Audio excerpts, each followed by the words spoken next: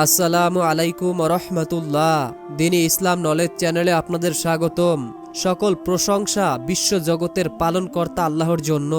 আজ আমি আপনাদের সঙ্গে আলোচনা করব, আজ পবিত্র শুক্রবার দিনে অথবা রাতে যদি আপনারা প্রিয় নবী সাল্লাল্লাহু আলাইহি ওয়াসাল্লামের শেখানো এই দোয়াটি যদি আপনারা একবার অথবা 3 বার পড়তে পারেন, তাহলে আপনার জীবনের সকল গুনাহ মাফ হবে। আপনার জীবনের সগীরা কবিরা, জানিত অজানিত, ইচ্ছায় অনিচ্ছায়, শিরকি বেদায়েতি যত প্রকার গুনাহ আছে সমস্ত প্রকার গুনাহ মাফ হয়ে যাবে। এবং পবিত্র শুক্রবার জুমার দিন যে আমল করলে হজ ও ওমরা করার সওয়াব হবে, এবং যে আমল করলে সারা রাত তাহাজ্জুদ পড়ার সওয়াব হবে, অর্থাৎ আপনাকে সারা রাত জেগে তাহাজ্জুদ নামাজ আদায় করতে হবে না। আপনি যদি এই আমলটি করেন তাহলে অবশ্যই আপনি সারা রাত তাহাজ্জুদের নামাজের সওয়াব পেয়ে যাবেন। এই আমলটি করার ওসিলায় আপনাদের কপাল খুলে যাবে, ভাগ্য পরিবর্তন হয়ে যাবে। আপনারা অনেকেই হয়তো জানেন যে আপনার ভাগ্যে যদি খারাপ কিছু লেখা থাকে এবং আপনি যদি আল্লাহ তাআলার কাছে ভালো কিছুর দোয়া করেন, তাহলেও কিন্তু আল্লাহ তাআলা আপনার ভাগ্য পরিবর্তন করে দিবেন। তাই মনের ভিতরে বিশ্বাস নিয়ে আমলটি করবেন। কেননা অনেকেই আছে সপ্তাহে 7 দিনের ভিতরে শুক্রবার ফজিলাতপূর্ণ একটি দিন, সেই দিনটিতেও আমল করতে চান না। এই জুমার দিনে যদি আপনারা একদিন আমল করতে পারেন, তাহলে বিগত 7 দিনের গুনাহ আল্লাহ মাফ করে দিবেন। জুমার দিন শ্রেষ্ঠ দিন, সপ্তাহের ঈদের দিন।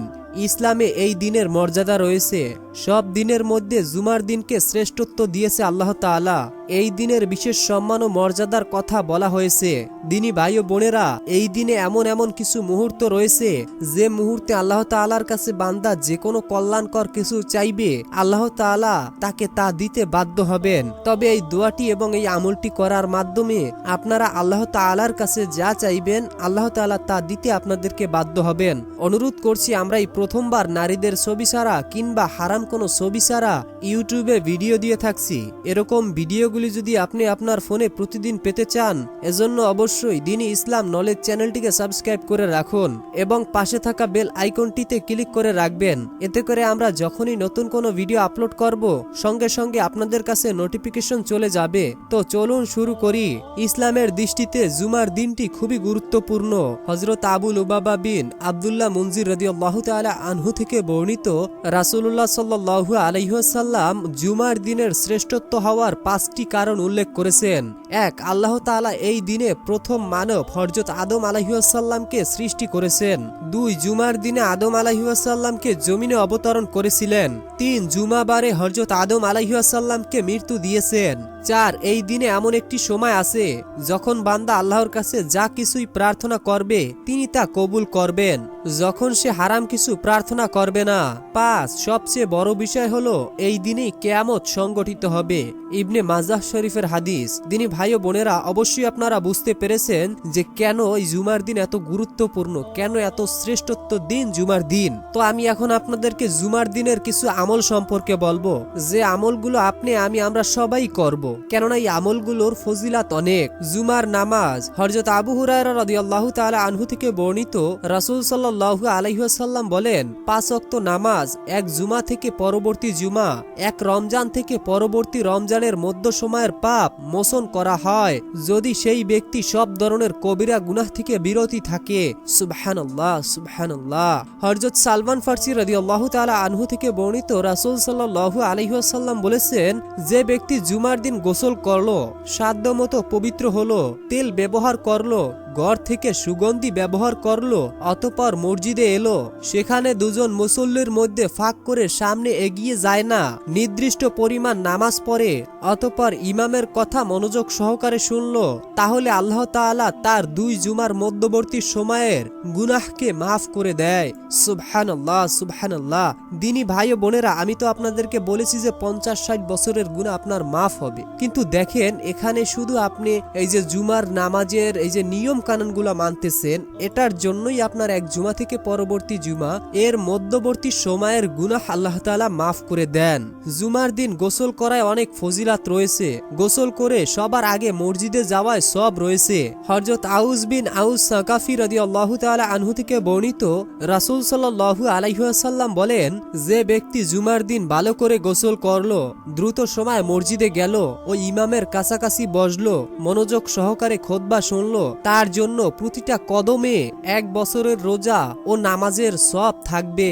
সুবহানাল্লাহ, সুবহানাল্লাহ। দিনী ভাই ও বোনেরা, আপনারা বুঝতেই পেরেছেন, যদি আপনারা জুমার দিন এরকম একটি আমল করতে পারেন তাহলে অবশ্যই আপনারা এই সওয়াবটা পেয়ে যাবেন। ধরুন আপনি আপনার ঘর থেকে বা বাসা থেকে মসজিদ পর্যন্ত যাবেন, সেখানে অনেকগুলো কদম আপনার দিতে হবে। তো আপনারা যানবাহনে চড়ে যাবেন না, অবশ্যই আপনারা হেঁটে হেঁটে মসজিদে যাবেন। আর যে সকল দিনী বোনেরা রয়েছেন, আপনারা কিভাবে এই সওয়াবের অধিকারী হবেন? কারণ আপনারা তো হেঁটে মসজিদে যেতে পারবেন না। অবশ্যই আপনাদের জন্য এই সওয়াবটা রয়েছে। আমি আপনাদেরকে বলে দিচ্ছি যে এই সওয়াবটা আপনারা কিভাবে পাবেন। এই দিনে পুরুষের মতো নারীদেরও বিশেষ কিছু আমল রয়েছে।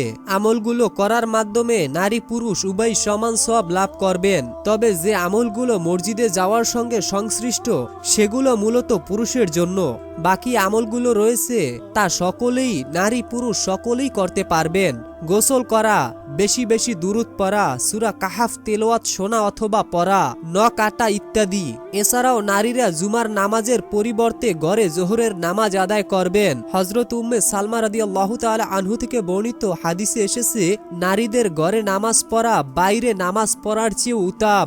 সুবহানাল্লাহ, সুবহানাল্লাহ। দিনী ভাই ও বোনেরা, অবশ্যই আপনারা ঘরে নামাজ আদায় করবেন। হাদিসে আরো এসেছে, নারীদের নামাজের উত্তম জায়গা হলো তাদের ঘরের নির্জন কোণে।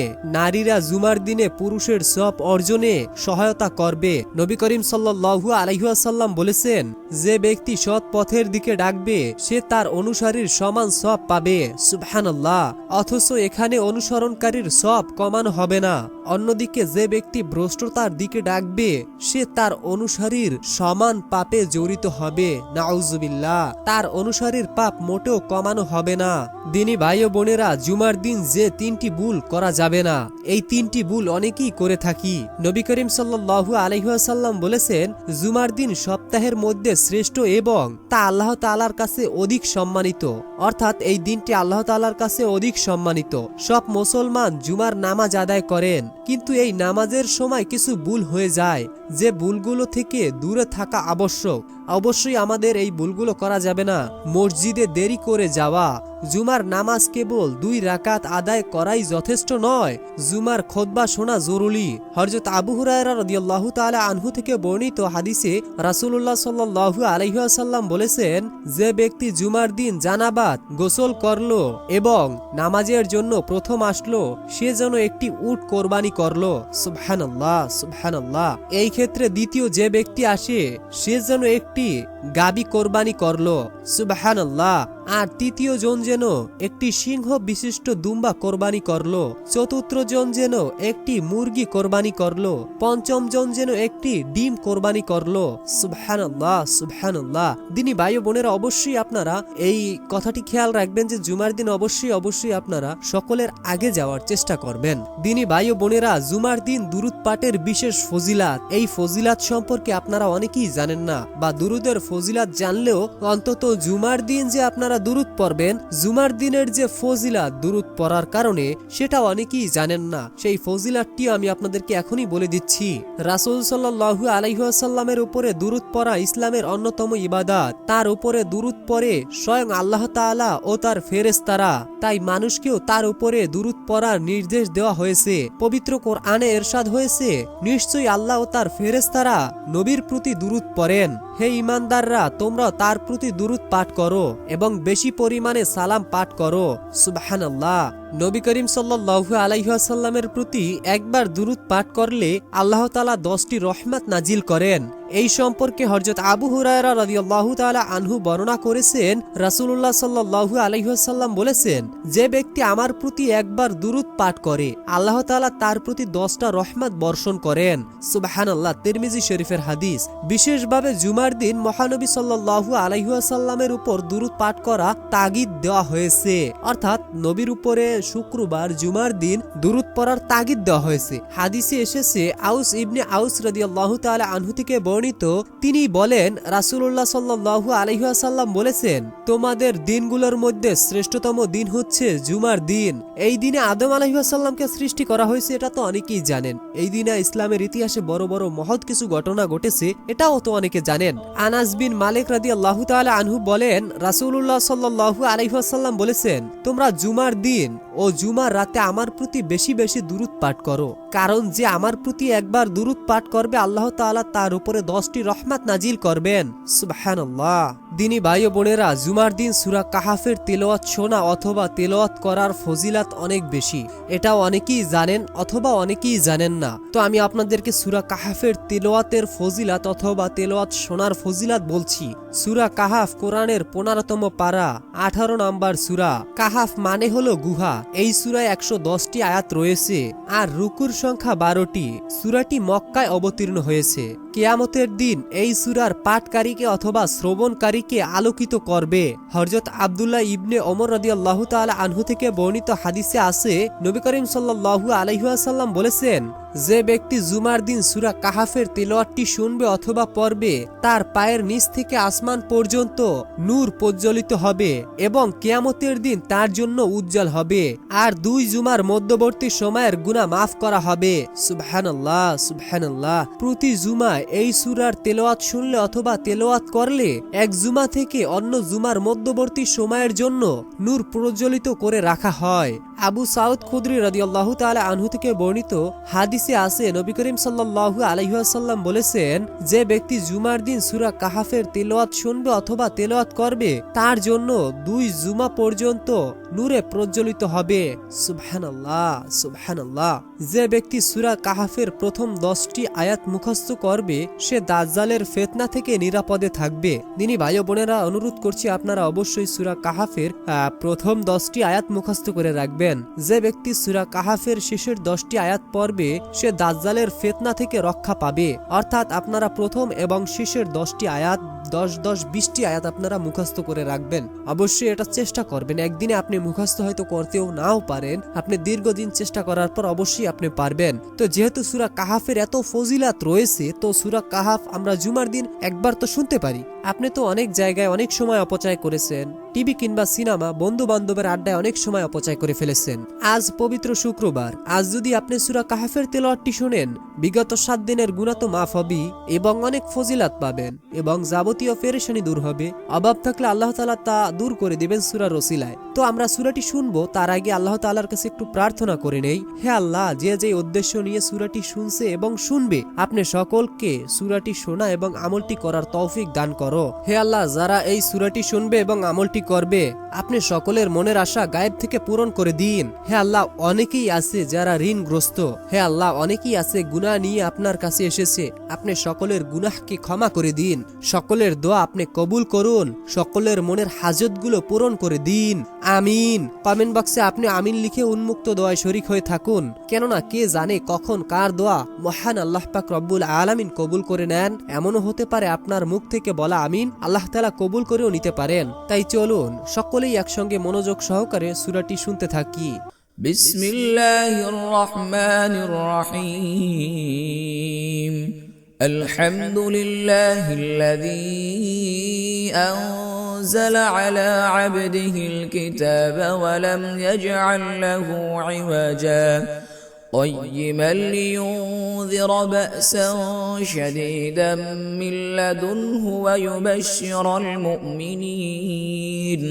ويبشر المؤمنين الذين يعملون الصالحات أن لهم أجرا حسنا ماكثين فيه أبدا وينذر الذين قالوا اتخذ الله ولدا ما لهم به من علم ولا لآبائهم كبرت كلمة تخرج من أفواههم إن يقولون إلا كذبا فلعلك باخع نفسك على آثارهم إن لم يؤمنوا بهذا الحديث أسفا إنا جعلنا ما على الأرض زينة لها لنبلوهم أيهم أحسن عملا وإنا لجاعلون ما عليها صعيدا جرزا أم حسبت أن أصحاب الكهف والرقيم كانوا من آياتنا عجبا إذ أوى الفتية إلى الكهف فقالوا ربنا آتنا من لدنك رحمة وهيئ لنا من أمرنا رشدا فضربنا على آذانهم في الكهف سنين عددا ثم بعثناهم لنعلم أي الحزبين أحصى لما لبثوا أمدا نحن نقص عليك نبأهم بالحق إنهم فتية آمنوا بربهم وزدناهم هدى وربطنا على قلوبهم إذ قاموا فقالوا ربنا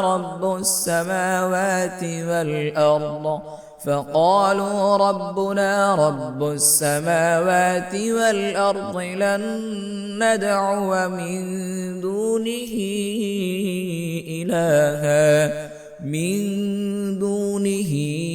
إلها لقد قلنا إذا شططا هؤلاء قومنا اتخذوا من دونه آلهة لولا يأتون عليهم بسلطان بين فمن أظلم ممن افترى على الله كذبا وإذ اعتزلتموهم وما يعبدون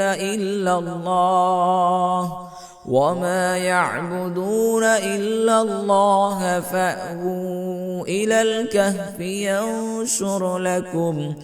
إلى الكهف ينشر لكم ربكم من رحمته ويهيئ لكم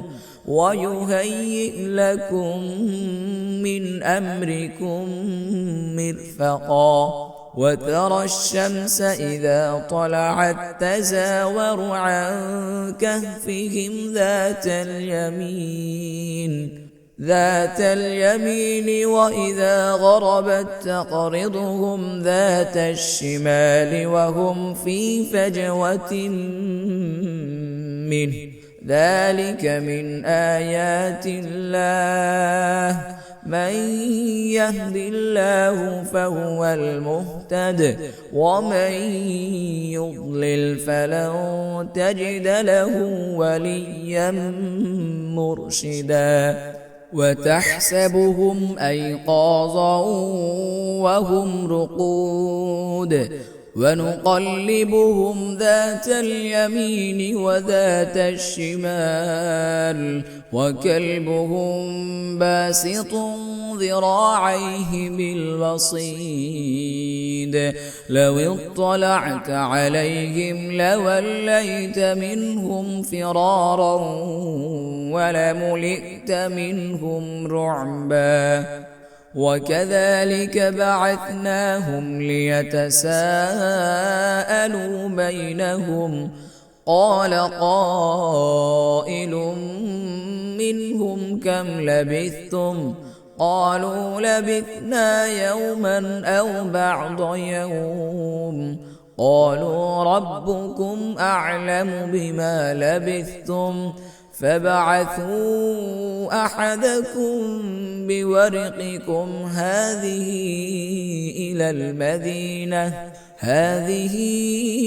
إلى المدينة فلينظر أيها أزكى طعاما فلينظر أيها أزكى طعاما فليأتكم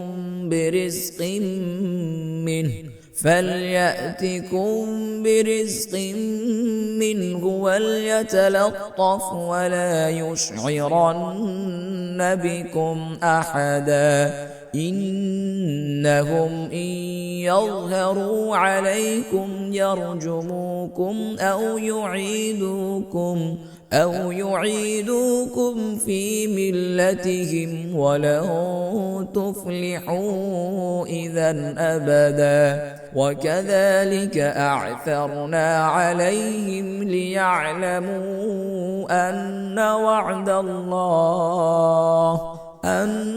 وعد الله حق وأن الساعة لا ريب فيها إذ يتنازعون بينهم أمرهم فقالوا ابنوا عليهم بنيانا ربهم أعلم بهم قال الذين غلبوا على أمرهم لنتخذن عليهم مسجدا سيقولون ثلاثة رابعهم كلبهم ويقولون خمسة سادسهم كلبهم رجما بالغيب ويقولون سبعة وثامنهم كلبهم قل ربي أعلم بعدتهم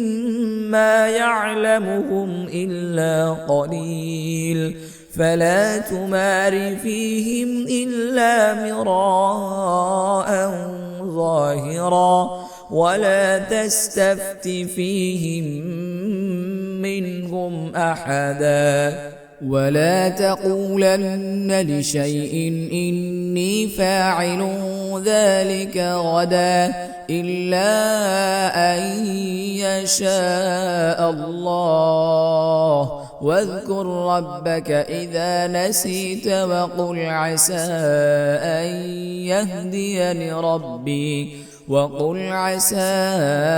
أن يهديني ربي لأقرب من هذا رشدا ولبثوا في كهفهم 300 سنين وازدادوا 9 قل الله أعلم بما لبثوا له غيب السماوات والأرض أبصر به وأسمع ما لهم من دونه من ولي ولا يشرك في حكمه أحدا واتل ما أوحي إليك من كتاب ربك لا مبدل لكلماته ولن تجد من دونه ملتحدا واصبر نفسك مع الذين يدعون ربهم بالغداة والعشي يريدون وجهه ولا تعد عيناك عنهم تريد زينة الحياة الدنيا ولا تطع من أغفلنا قلبه عن ذكرنا واتبع هواه وكان أمره فرطا وقل الحق من ربكم فمن شاء فليؤمن ومن شاء فليكفر إنا أعتدنا للظالمين نارا أحاط بهم سرادقها وإن يستغيثوا يغاثوا بماء كالمهل يشوي الوجوه بئس الشراب وساءت مرتفقا إن الذين آمنوا وعملوا الصالحات إنا لا نضيع أجر من أحسن عملا أولئك لهم جنات عدن تجري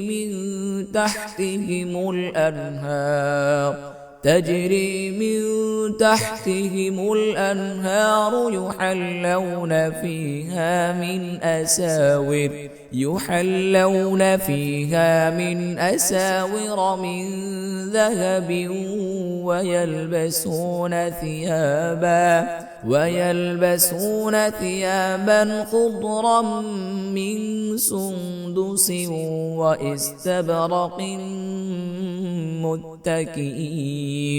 وإستبرق متكئين فيها على الأرائك نعم الثواب وحسنت مرتفقا واضرب لهم مثل الرجلين جعلنا لأحدهما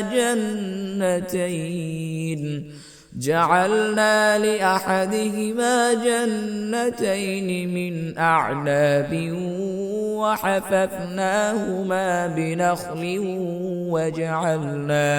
وحففناهما بنخل وجعلنا بينهم زرعا كلتا الجنتين آتت أكلها ولم تظلم منه شيئا وفجرنا خلالهما نهرا وكان له ثمر فقال لصاحبه وهو يحاوره أنا أكثر منك مالا وأعز نفرا ودخل جنته وهو ظالم لنفسه قال ما أظن أن تبيد هذه أبدا وما أظن الساعة قائمة ولئن رددت إلى ربي لأجدن خيرا منها منقلبا قال له صاحبه وهو يحاوره أكفرت بالذي خلقك من تراب ثم من نطفة ثم سواك رجلا لكن هو الله ربي ولا أشرك بربي أحدا ولولا إذ دخلت جنتك قلت ما شاء الله لا قوة إلا بالله إن ترني أنا أقل منك مالا وولدا فعسى ربي أن يؤتيني خيرا من جنتك ويرسل عليها حسبانا من السماء فتصبح صعيدا زلقا أو يصبح ماؤها غورا فلن تستطيع له طلبا وأحيط بثمره فأصبح يقلب كفيه على ما أنفق فيها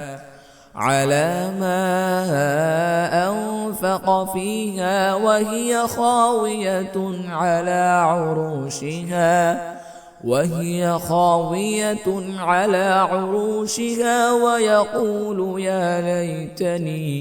ويقول يا ليتني لم أشرك بربي أحدا ولم تكن له فئة ينصرونه من دون الله وما كان منتصرا هنالك الولاية لله الحق هو خير দিনী ভাই ও বোনেরা, আমি আশা করি আপনারা সকলেই মনোযোগ সহকারে সূরাটি শুনেছেন এবং আমলটি করবেন। তো এখন আমি সর্বপ্রথম আপনাদেরকে দুরূদ শরীফ বলে দিব।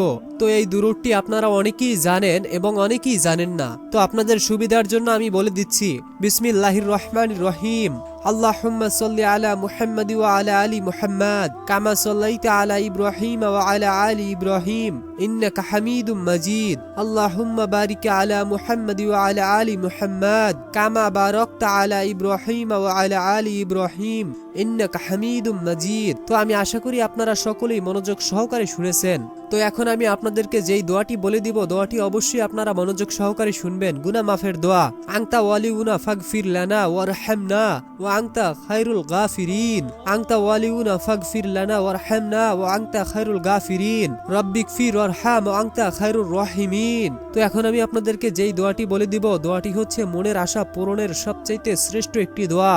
আল্লাহুম্মা ইন্নী আসআলুকা বিআন্নী আশহাদু আন্নাকা আনতাল্লাহু লা ইলাহা ইল্লা আনতাল আহাদুস সামাল্লাযী লাম ইয়ালিদ ওয়া লাম ইউলাদ ওয়া লাম ইয়াকুল লাহু কুফুয়ান আহাদ। তো আমি আশা করি আপনারা শুনতে পেরেছেন। তো এখন আমি আপনাদেরকে যেই দোয়াটি বলে দিব, এই দোয়াটি আপনারা সব সময় পড়তে পারবেন।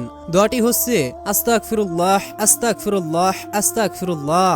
এই আস্তাগফিরুল্লাহর সঙ্গে যদি আপনি লেগে থাকেন, তাহলে আপনার যে কোনো দোয়া আল্লাহ তাআলা কবুল করবেন। অর্থাৎ আস্তাগফিরুল্লাহ এই দোয়াটি খুবই শক্তিশালী একটি দোয়া। অর্থাৎ দিনী ভাই বোনেরা, আপনারা এই দোয়াগুলো অবশ্যই পড়বেন এবং আমলটি করবেন। জুমার দিন অন্তত এই একদিন আমলটি করবেন। তো দিনী ভাই বোনেরা, এই ছিল আমাদের আজকের ভিডিও সম্পর্কে যদি কোনো মতামত থাকে অবশ্যই কমেন্টে জানাবেন। এখনকার মতো বিদায় নিচ্ছি, দেখা হবে পরবর্তীর ভিডিওতে। ততক্ষণ পর্যন্ত ভালো থাকুন, সুস্থ থাকুন। আসসালামু আলাইকুম ওয়া রাহমাতুল্লাহ।